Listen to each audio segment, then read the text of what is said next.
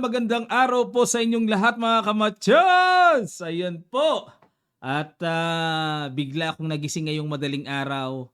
Napasipang bigla ang paa ko na may rayuma. Lahat ng dila at luluwa ang mata ko sa sakit at may panginginig. Katal talaga ako.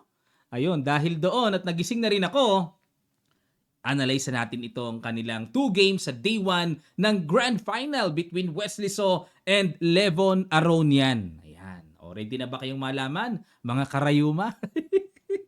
Ang ginawa ni Wesley, white siya sa game 1, nag-E4, E5 si Aronian, Knight F3, Knight C6, Ruy Lopez.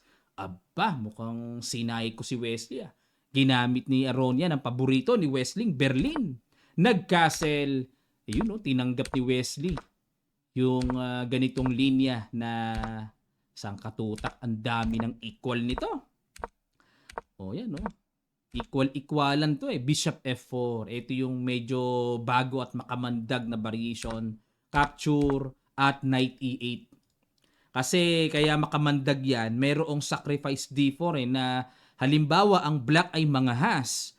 Mayroong bishop takes knight at pag nag-c takes D6, magna knight C3 followed with rook D1. Nako, makukuha din ang weak D6 tapos late pa ang development dahil ipit ang bishop. Yan ang epekto niyan mga kamatsas. Matindi ang epekto. Kaya knight E8 para maka D5, para pantay lang ang space. Nag C3 na, yan time na para suportahan. At nag D5, bishop D3, G6 para i-maneuver yung knight sa G7.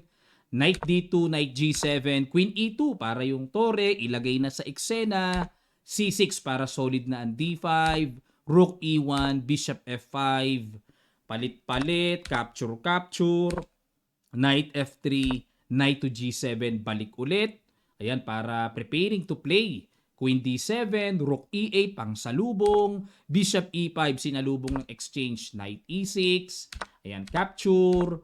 Knight E5, Rook E8, Knight G4, Queen D8, Queen E5. Ayan, preparing to play Knight F6, Knight G7. Good move.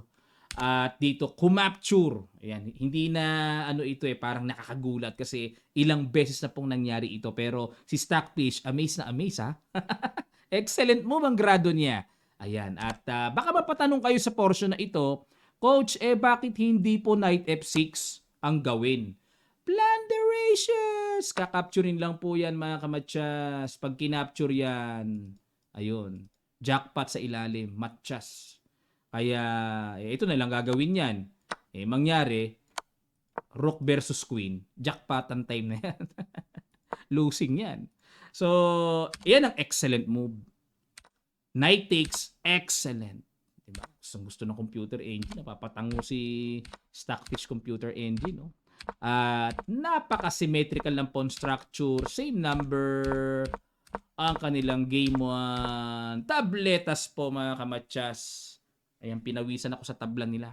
Di ko pa kasi mabuksan yung aircon eh. Dahil pag binuksan ko, nako, nangingit-ngit yung paa ko mga kamatsas. Kaya kayo, huwag kayo magkakaroon ng gout. Nako, grabe. Nakapanginginig na sakit.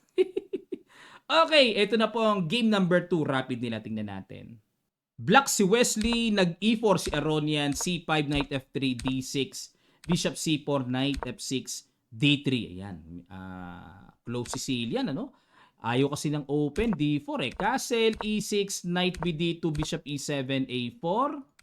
At nag-castle, Rook E1, A6. Ayan, kanina pala po, walang novelty yung laban ha. Baka magtanong kayo, Coach, nasa na novelty ng game 1? Hanggang dulo po, bookline pa rin. Natapos ng bookline pa rin. Walang novelty. C3, Queen C7, Knight F1. This time may novelty. Kasi sa mga nagdaang laban, ito po ang palagi ang ginagawa. Bishop B3. Simpleng atras lamang. Okay? Pero ayan, nag-Knight F1 at hindi nasisindak si Aronian na kahit nasalubungin siya ng D5. Yan nga ginawa ni Wesley.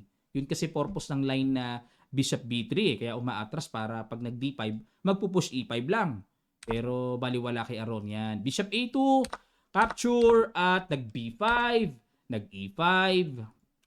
Knight D7, Bishop B1, ayun, nakamaneuver, nakaturo kagad sa king side. Oh. Bishop B7, capture, at ayan po, nagkatikiman ng tore. Queen D3, nako, may ulo, may buntot, may jackpotan time. G6, obligadong barhan yan. At nag-queen takes B5. Aba, naisahan si Wesley ah. Oo nga, no? Napadoble pala yon. Piti na pala ang pawn sa B5. Ah, may bawi, may bawi. Bishop F4 at nag-Bishop D6, sapat ang pambawi. Pero, ayan, okay, ito ang nangyari. Equal pa rin naman ang evaluation. Time check, lamang sa oras si Wesley. At yun nga lang ang diferensya ay 2 minor pieces sa isang tore. Ayan, tingnan natin kung sino ang magdo-dominate dito. Ayan, no? Lamang ng isang pawn si Wesley.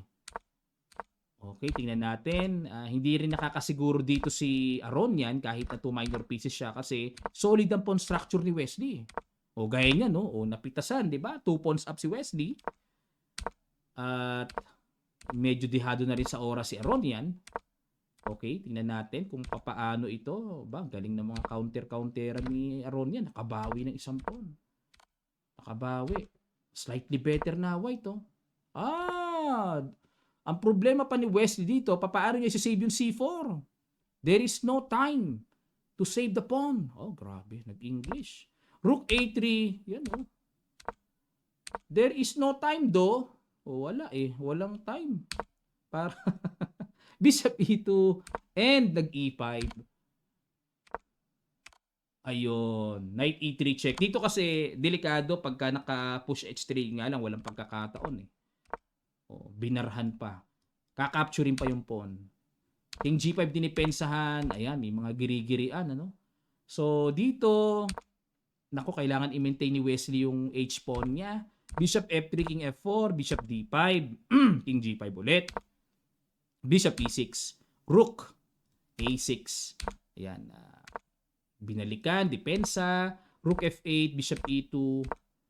Ayun, hanap-hanap ng mga ikot-ikutan. Okay, ikot-ikot. Hanap ng mga ikot-ikot. Ayun, nag-push na dito ng E3. Yan ang mga binibiling tira dyan, mga kamatsas. Actually, force na siya dyan eh. Kasi ito na yung paparating, oh. Do-double na, tapos kakapturin na yung pawn.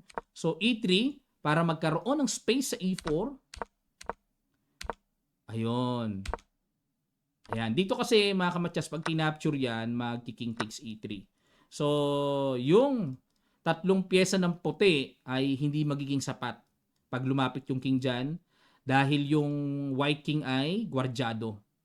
Nababakuran. Kaya hindi pa pinipitas ni Aronian yan. Nag-king F1 muna. Check ulit. At napilitang mag-king E2. Kasi walang mangyayari kung dyan siya magtatago. Mag-check-check lang yan pabalik-balik. Good for draw na si Wesley dito. Siyempre, wala nang pilit yan. O, wala nang pilit. Hanggang tabla na lang si Wesley. O, yan. Yung kinapture na. Talagang wala na eh. Kung hindi magbabago si Aronian, tabla talaga.